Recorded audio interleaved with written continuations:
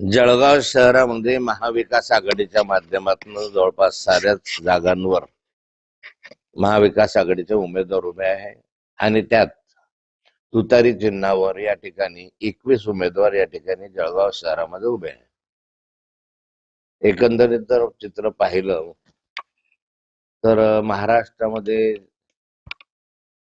नाशिक असेल, पुणे असेल, पिंपरी चिंचवड आहे, मुंबई आहे, नवी मुंबई आहे, नागपूर असेल, अमरावती असेल, अशा अनेक महानगरपालिकांमध्ये मतदारांचा चांगला उत्साह दिसतोय.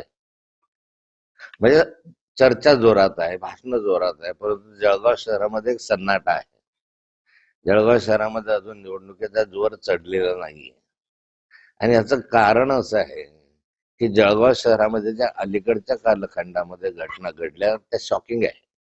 इथल्या नागरिकांच्या मनाच्या विरुद्ध ज्या घटना घडल्या, एक तर जे सत्ताधारी युती आहे, महायुती, या महायुतीने अनेक लोक असे पक्षामध्ये घेतले जे त्यांच्या विरोधामध्ये होते, कायम विरोधामध्ये राहिलेले सत्तेमधले ते लोक होते, कायम भाजप शिवसेना शिवाय घालणारे लोक होते आणि आज ते आपलेसे करून त्यांनाच तिकीट या ठिकाणी दिलेले दिसत आहे.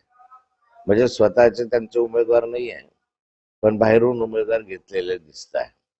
दुसरं, या ठिकाणी ज्यांच्यावर मोठ्या प्रमाणावर गुंडागर्दीचे आरोप आहेत, चोरीचे आरोप आहेत, बलात्काराचे आरोप आहेत, अशा स्वरूपाचे गुन्हेगार या ठिकाणी उमेदवार म्हणून उभ्या राहताना दिसत आहे.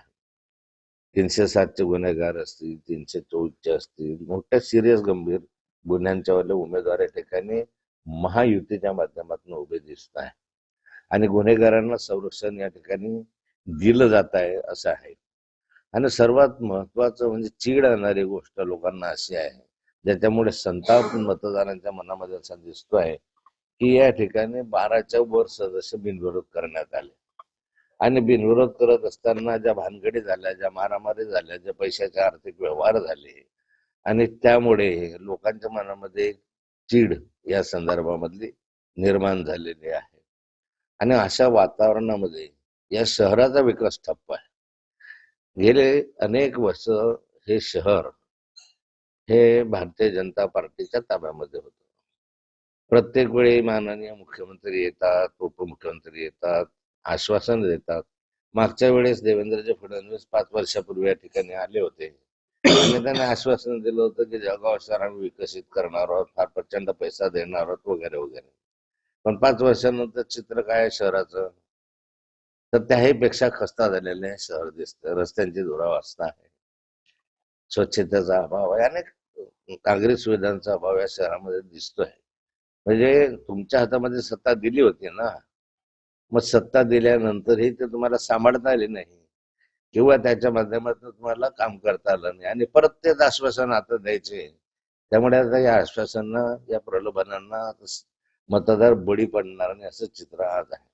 पण मतदारांमध्ये एक भावना आहे की या ठिकाणी त्यांना असं वाटत आहे की महाविकास आघाडीच्या माध्यमातून जे उमेदवार उभे केले आहे त्याच्यापेक्षा काही उमेदवार अधिक अपक्ष उमेदवार उभे आहेत. त्यामुळे अपक्ष, महाविकास आघाडी आणि समोर महायुती, अशा स्थितीमध्ये अशी शक्यता नाकारता येत नाही की जनता आता महाविकास आघाडीला तर मतदान करेलच, पण काही ठिकाणी जे बिनविरोध झाले त्याच्या ठिकाणी काही उमेदवार जे उभे आहेत अपक्ष म्हणून वगैरे, आणि अन्य ठिकाणी तर अपक्षही मोठ्या प्रमाणावर या शहरामध्ये निवडून येण्याची शक्यता नाकारता येत नाही. कारण लोकांच्या मनामध्ये चीड आहे, त्यामुळे पर्याय शोधत आहे. परंतु महायुतीला प्रतिसाद मिळेल अशी आता मला शक्यता वाटत नाही. शेवटी जनता आहे, त्यांचा निर्णय ते घेतील. केवळ बदलापूर मधला अत्याचार प्रकरणातला आरोपी आहे, त्याला भाजपने स्वीकृत नगरसेवक म्हणून घेतलेला आहे. भाजप पूर्वीसारखा भाजप राहिलेला नाही. मी भाजपमध्ये 40-45 वर्ष काम केलेलं आहे. तो भाजप आणि या भाजपमध्ये फार मोठं अंतर आहे. त्या ठिकाणी छोटा मोठा गुन्हा केला तरी त्याला म्हणायचे काय भाजपमधून त्याला बाहेर काढा, त्याला तिकीट देऊ नका. परंतु आता बलात्कार केलेल्या कार्यकर्त्याला सुद्धा त्या ठिकाणी स्वीकृत सदस्य म्हणून घेतलं जातं. ही भाजपची बदलती संस्कृती आहे. नाथाभाऊवर गुन्हा दाखल झाला अँटी करप्शनच्या माध्यमातून, याच्या संदर्भामध्ये पदाचा दुरुपयोग केला म्हणून एक त्याच्या संदर्भामध्ये काय आहे ते माहित नाही. नुसता पदाचा दुरुपयोग केला किंवा काही केलं, चोरी नाही, उचक्का नाही, काही नाही, बदमाशी नाही, काही नाही, तरी नाथाबोला तिकीट नाकारलं, ती स्थिती. आणि आताच्या स्थितीमध्ये फार अंतर आहे. आता मेरिट बदललेलं आहे भाजपचं. यामध्ये बलात्कार करणारे, पाईप चोरी करणारे, मर्डर करणारे, अशा स्वरूपाचे ज्यांनी जास्तीत जास्त गुन्हे केले आहेत त्यांना तिकीट देण्याची प्रथा आता भारतीय जनता पार्टी सुरू झालेली दिसते आहे. तो काय सांगणार तत्कालीन जे आपला पोलीस महासंचालक होते रश्मी शुक्ला यांनी एक अहवाल दिलेला आहे. त्या अहवालात त्यांनी असं म्हटलेलं आहे की तत्कालीन जे पोलीस महासंचालक होते पांडे यांनी जे आहे एका प्रकरणामध्ये एकनाथ शिंदे आणि देवेंद्र फडणवीस यांना गोवण्याचा प्रयत्न केलेला आहे, असा अहवाल त्यांनी दिलेला आहे. महाराष्ट्राच्या डीजी रश्मी शुक्ला आता निवृत्त झालेले आहे. निवृत्त झाल्यानंतर त्यांना हे बोल आता सुचलेले आहे. वास्तविक रश्मी शुक्ला आणि देवेंद्र फडणवीस हे ट्रू कॉलर आहे. एका नाण्याच्या दोन बाजू आहे. रश्मी शुक्लांनी देवेंद्र फडणवीसांच्या आज्ञेप्रमाणे अनेक कामं केले. त्यांनी मलाही अडकवण्याचा प्रयत्न केला होता. 61 दिवस माझाही फोन बिना परवानगीने त्यांनी त्या ठिकाणी टॅपिंगसाठी ठेवलेला होता. कोर्टामध्ये ही केस चालू होती. रश्मी शुक्ला जसं वरून सूचना येईल त्याप्रमाणे काम करणाऱ्या होत्या. काय म्हणतात, हिज मास्टर्स व्हाईस याप्रमाणे रश्मी शुक्लांनी आजपर्यंत त्या ठिकाणी काम केलेलं आहे. त्यामुळे रश्मी शुक्लांना या ठिकाणी बोलायचंच होतं तर पदावर असताना त्यांनी सांगायला पाहिजे होतं. पण पदावर नसताना बोलणं म्हणजे मग हेतू पुरस्कार जाणीवपूर्वक मी आता पदातनं मुक्त झालेले आहे, आता काहीतरी सांगितलं पाहिजे या दृष्टिकोनाने केलेले उपद्व्याप दिसत आहे. राज ठाकरेंनी म्हटलेलं आहे की गिरीश महाजनपेक्षा जो लाकूड तोडा आहे तो प्रामाणिक होता आणि असं टोमणा त्यांनी लगावलेला आहे. काल राज आणि उद्धव साहेबांची फार प्रचंड मोठी अशी सभा नाशिकला पार पडली. त्या सभेचा प्रतिसाद पाहता नाशिक शहरामधलं चित्र बदलेल असं आज तरी वाटत आहे. त्या ठिकाणी गिरीश महाजनांना त्यांनी लाकूड तोड्याची एक उपमा दिली आणि त्यांनी त्या ठिकाणी उदाहरण दिलं की एक लाकूड तोड्या त्या ठिकाणी त्याची पाण्यामध्ये कुऱ्हाड बुडते, त्यावेळेस त्याची परीक्षा घेण्यासाठी देव येतो आणि त्याला विचारतो. त्या विचारताना एक सोन्याची कुऱ्हाड दिसते, तो म्हणतो माझी नाही आहे. नंतर चांदीची देतो, म्हणतो माझी नाही आहे. मग लाकडाची देतो, तो म्हणतो माझी आहे.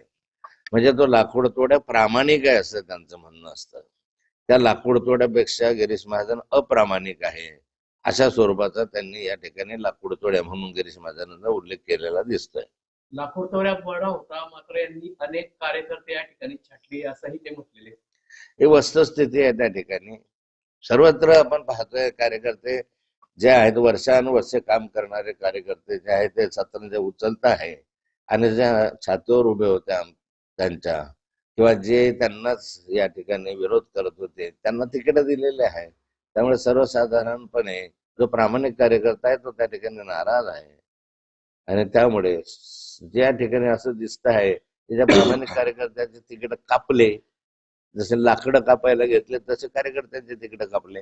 करतायत एकनाथ शिंदे आणि त्यांचे लोक. त्यामुळे काही दिवसांनी एकनाथ शिंदेचं पद जाईल असा आरोप जो आहे गणेश नाईकांनी केलेला आहे.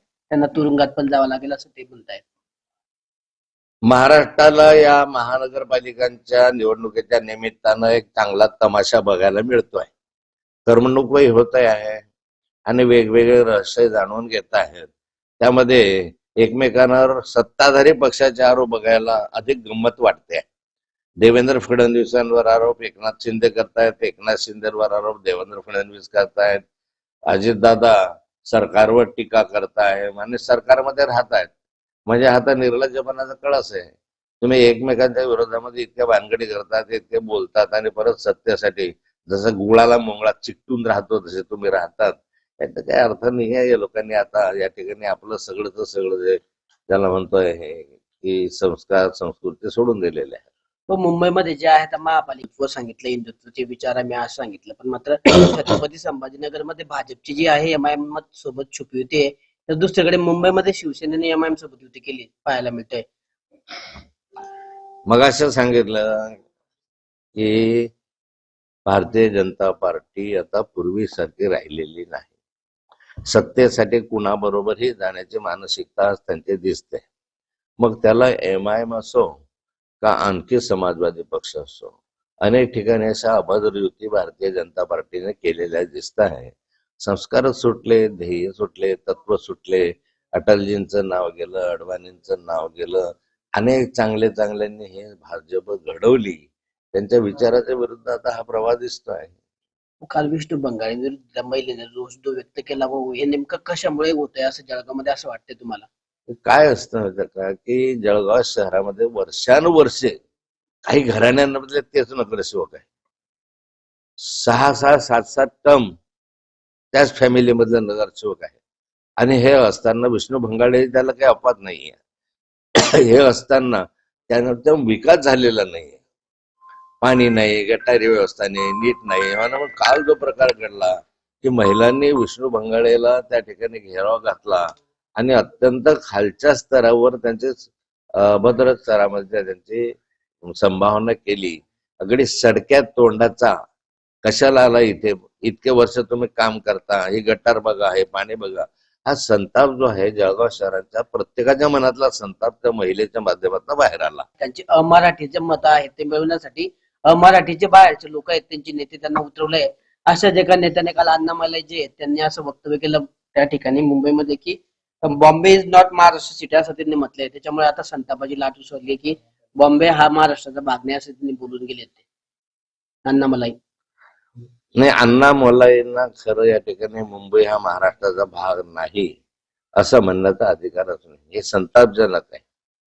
आणि या ठिकाणी येऊन आमच्या छातीवर जर असं म्हणत असतील त्याचा तीव्र शब्दात निषेध केला पाहिजे. त्या विरोधामध्ये आता अपक्ष जे आहेत मोठ्या प्रमाणात उभे राहिलेले दिसत आहेत आणि त्यांच्याच पक्षातील नाराज उमेदवार जे आहेत ते पाहायला मिळत आहेत. आपल्या जळगाव जिल्ह्यातही जळगाव शहरातही जर बघितलं तर 27हून अधिक जे उमेदवार आहेत ते भाजपचे आहेत, पण ते भाजपच्याच उमेदवारांच्या युतीच्या विरोधात उभे पाहायला दिसत आहेत आणि भाजपने त्यांच्यावर आता कारवाई केलेली आहे.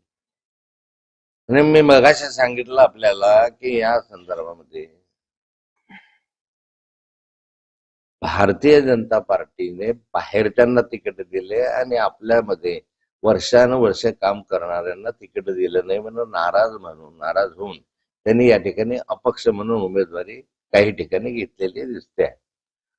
असं चित्र असू शकतं यावेळेस पुढच्या निवडणुकीमध्ये. मी सांगितल्याप्रमाणे की भारतीय जनता पार्टीपेक्षा किंवा महायुतीपेक्षा बंडखोर किंवा अपक्ष आमदारांना लोक प्राधान्य देतील आणि महाविकास आघाडी बरोबर त्यांनाही ते निवडून देतील.